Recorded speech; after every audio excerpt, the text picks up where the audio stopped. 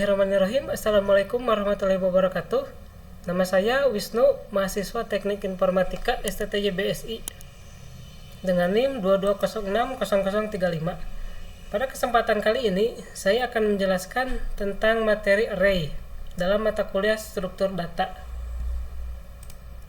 Yang pertama ialah pengertian. Pengertian array merupakan jenis struktur data yang digunakan untuk menyimpan berbagai data dengan tipe yang sama dalam memori dan dapat diakses menggunakan indeks tertentu. Singkatnya, array merupakan kumpulan nilai atau collection di Python. Array diperlakukan sedikit berbeda dibandingkan dengan bahasa pemrograman lain. Dalam kurung diatur dalam modul khusus array. Akan tetapi, Python memiliki jenis tipe data yang dapat direpresentasikan mirip seperti array, tetapi memiliki karakteristik dan keunikannya tersendiri. Tipe data tersebut antara lain adalah list, tuple, dictionary, dan set. Untuk selanjutnya adalah jenis-jenis array. Yang pertama, array satu dimensi. Array satu dimensi pada Python adalah kumpulan nilai yang disimpan dalam satu baris. Array ini sangat berguna untuk menyimpan data yang terurut dalam satu dimensi. Yang kedua adalah array dua dimensi. Array dua dimensi pada Python ialah kumpulan nilai yang disimpan dalam baris dan kolom. Array ini sangat berguna untuk menyimpan data yang terstruktur dalam dua dimensi. Nah, yang terakhir adalah array tiga dimensi. Array tiga dimensi pada Python adalah kumpulan nilai yang disimpan dalam baris, kolom, dan kedalaman. Array ini sangat berguna untuk menyimpan data yang terstruktur dalam tiga dimensi. Untuk apa array?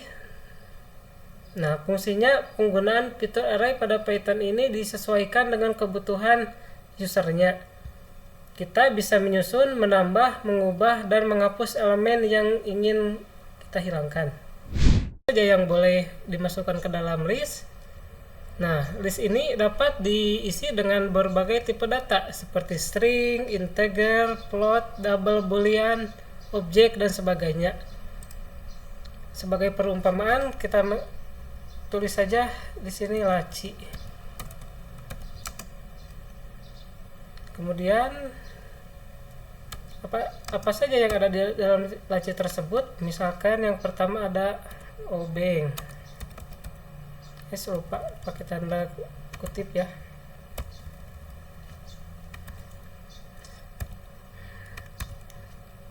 Yang kedua adalah 626 misalkan. Ketiga ada false.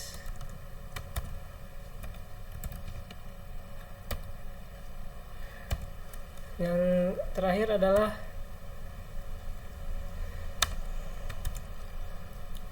13,5 misalkan. Nah, untuk penjelasannya, di dalam laci tersebut terdiri dari obeng. Yang dimaksud obeng ini adalah termasuk ke dalam tipe string. Kemudian 26 ini adalah tipe data integer atau angka. Yang ketiga adalah false. Ini adalah tipe data boolean. Kemudian yang terakhir adalah angka 13,5. Angka 13, ini termasuk dalam tipe data float. Oke, untuk contoh array di Python ini, misalkan kita punya nama buah. Nah, untuk nama buah tersebut kita ketikkan variabelnya buah.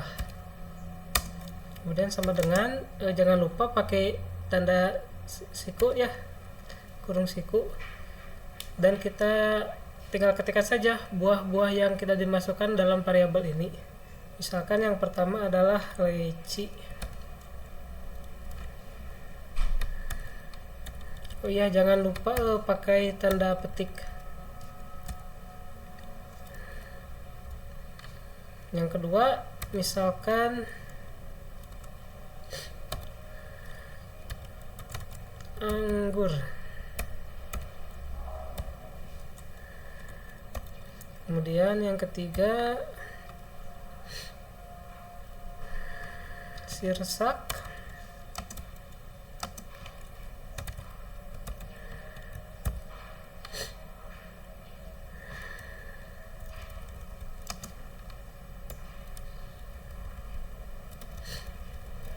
Nah, yang terakhirnya misalkan buah delima.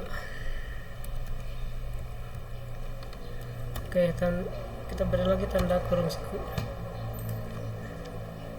Dan untuk menampilkan nama-nama list yang kita ketikkan tadi, kita ketikkan saja print dalam kurung buah. Oke, langsung kita running. Nah, maka di sini akan muncul nama-nama buah tadi. Yang pertama adalah leci, anggur, sirsak, kemudian delima. Untuk contoh yang saya ambil ini adalah tipe data string. Sebenarnya dalam Python ini terdapat 6 fungsi.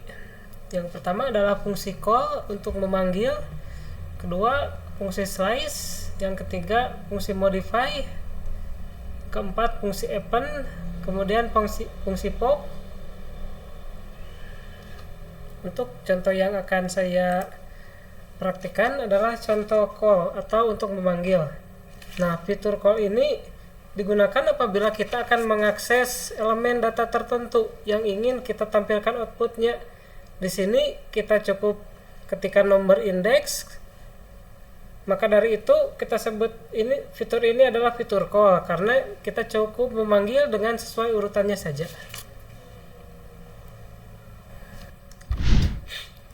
Untuk fungsi yang akan saya jelaskan di sini adalah fungsi call. Nah, fungsi call ini digunakan apabila kita ingin mengakses elemen data tertentu yang ingin kita tampilkan.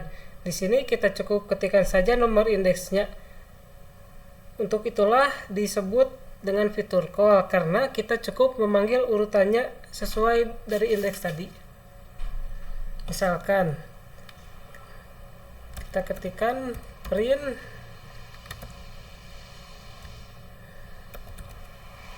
buah kurung siku 2. Nah, lalu kita running. Nah, di sini yang terpanggil adalah sirsak. Kenapa sirsak yang terpanggil padahal di sini urutannya adalah yang ketiga, tetapi kita ketikkan 2 di sini? Nah, karena dalam Python untuk indeks yang pertama ini angkanya dimulai dari 0, bukan dari 1. Jadi ini adalah urutannya yang 0, kemudian ke 1, kedua, dan ketiga. Setelah kita ketikkan print buah nomor indeks kedua, maka yang terpanggil adalah buah sirsak. Nah, untuk fungsi yang kedua yang akan saya jelaskan adalah tentang fungsi modify. Fungsi modify ini berguna untuk melakukan pengubahan nilai-nilai pada elemen data. Kalau secara penjelasan gampangnya, misalkan kita tidak suka leci, maka leci ini akan kita ganti dengan jeruk. Maka kita akan ketikkan buah. Kemudian cari indeksnya, buah ini ada di indeks ke berapa? Di sini adalah indeks ke 0. Kita ketik gantinya yaitu buah jeruk. Nah, untuk menampilkan hasil dari fungsi modify ini, kita ketikkan lagi print kurung buah.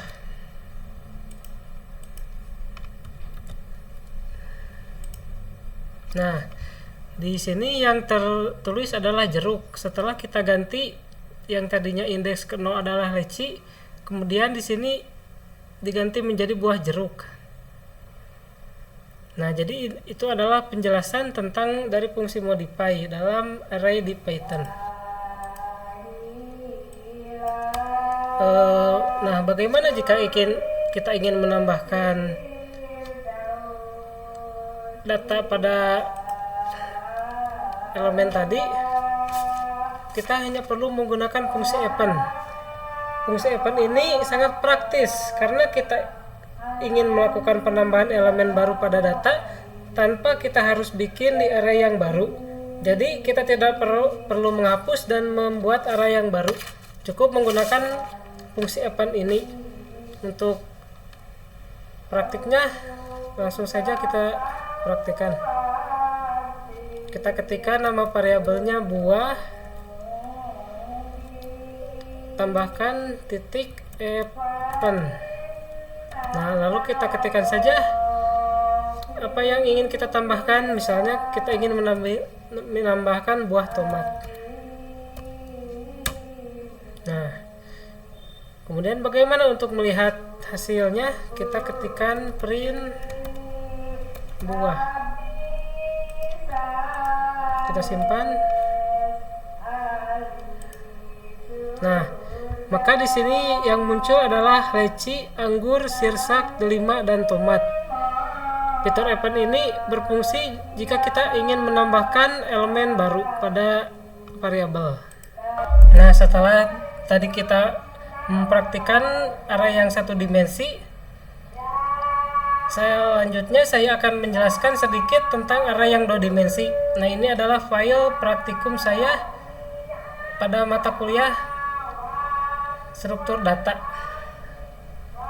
Di sini saya membuat array dua dimensi dengan elemen-elemen tertentu dengan nama variabel mata pelajaran multimedia. Yang pertama ada TPAV, DDG, PPKN, PABP, KJD, dan SKD. Nah, untuk mengakses elemen-elemen dari array tadi, kita menggunakan perintah ini. Setelah kita running kodenya, maka akan muncul TPAV, DDG, dan PPKN. Nah, ini untuk mengakses tiga array yang pertama. Nah, kemudian bagaimana jika kita ingin mengakses semua arraynya? Kita menggunakan perintah loop untuk mencetak semua elemen array. Seperti ini kodenya. Maka setelah kita running, nah hasilnya seperti ini. Semua elemen dari list tadi terpanggil. TPAV, DDG, PPKN, PABP, KJD, dan SKD. Oke, mungkin itu saja presentasi dari saya.